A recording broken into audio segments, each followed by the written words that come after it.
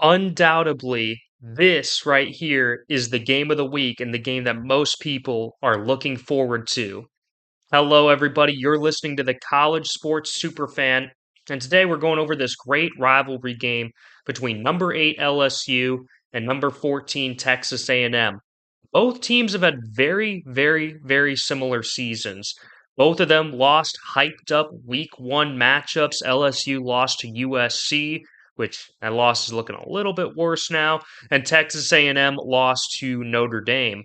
But since then, both of them have gone 6-0 and have looked significantly better than that starting game.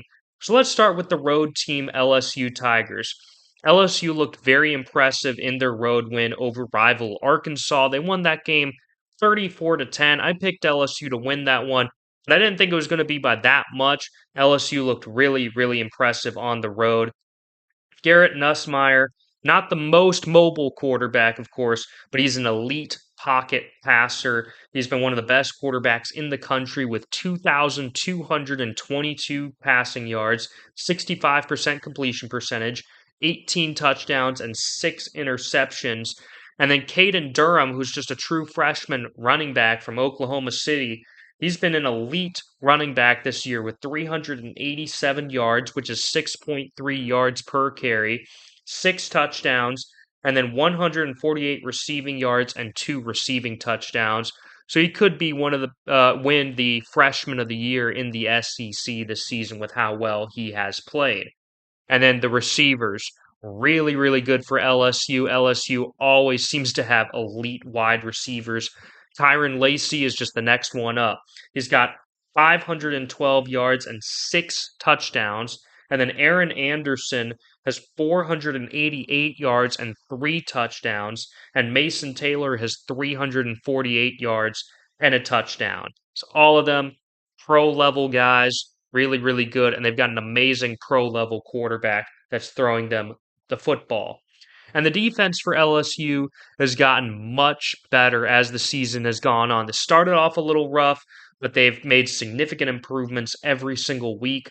On the D line, Braden Swinson has 28 tackles, 8.5 tackles for a loss, 7 sacks, and 3 pass breakups.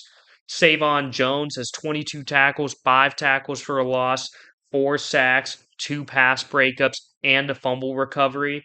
And then they arguably have the best linebacker duo in the country with Whit Weeks, who has 65 tackles with 5.5 tackles for a loss and an interception, and Glenn Penn III, who has 53 tackles. And they've also got Harold Perkins in that depth chart, but those two guys have been really, really, really good. And in the secondary, LSU's secondary has gotten much better with the new defensive coordinator that they have. Ashton Stamps, 27 tackles and 6 pass breakups.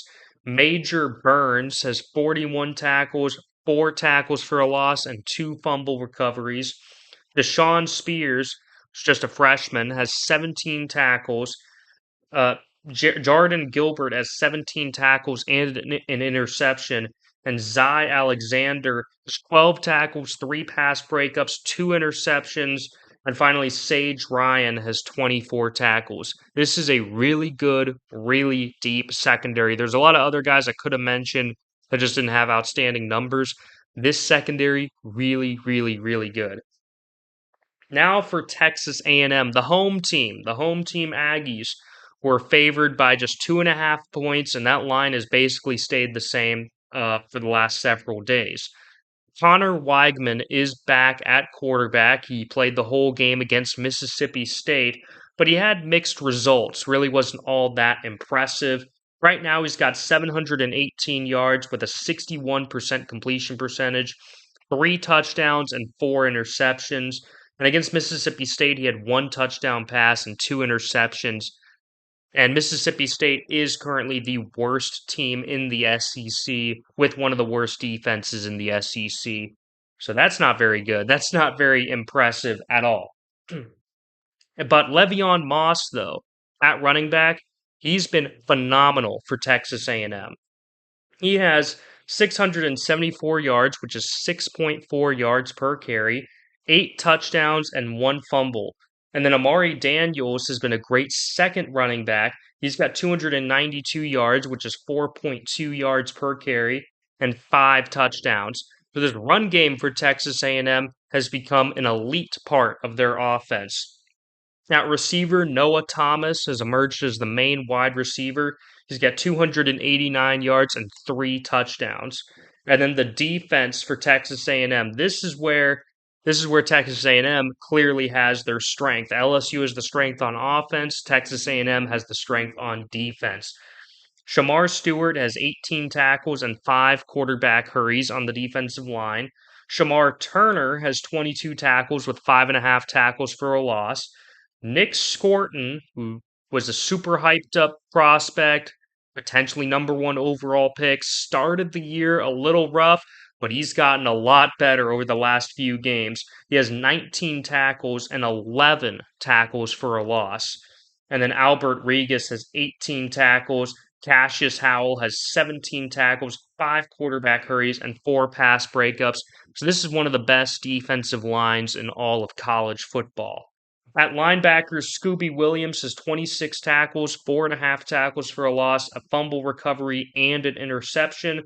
Torian York has 40 tackles and 3.5 tackles for a loss. And Damian Sanford has 19 tackles, 3 tackles for a loss, and 3 pass breakups.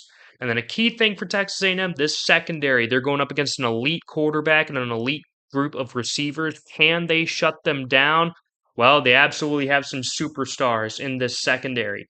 Marcus Ratcliffe has 24 tackles and 3 interceptions. Dalton Brooks has 28 tackles and 4.5 tackles for a loss.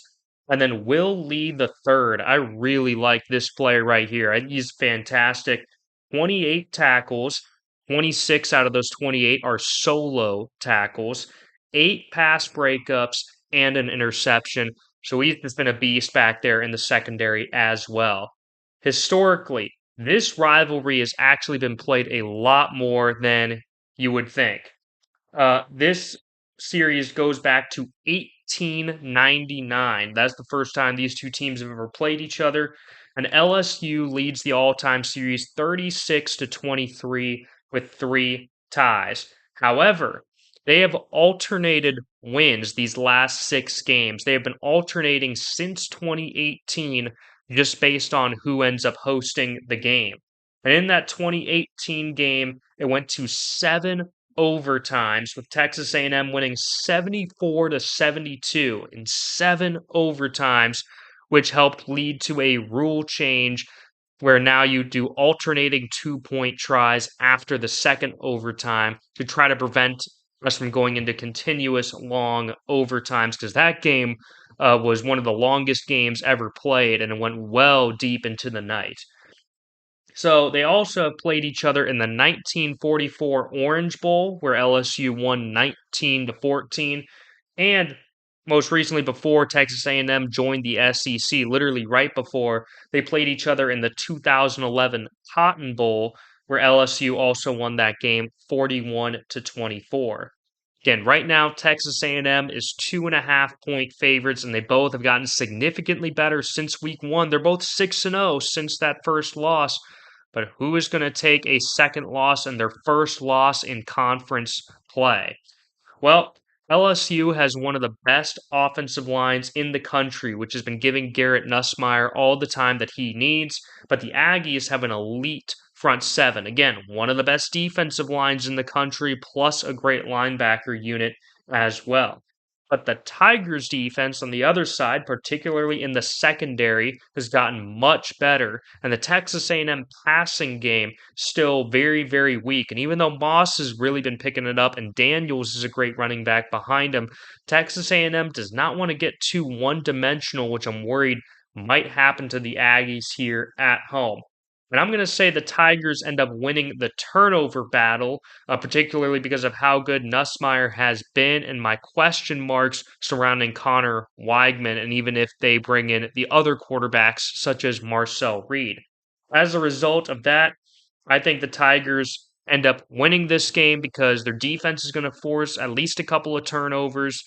LSU's offense is going to be potent and explosive. They've already won some big games this season already. I'm going to say LSU goes on the road, wins this game by 7, and breaks the streak of the home team winning alternating times as we've seen the last 6 games. Thank you all so much for watching the College Sports Superfan. Please let me know what you thought about this in the comments below. Like and subscribe and share to someone else who you think might like these videos.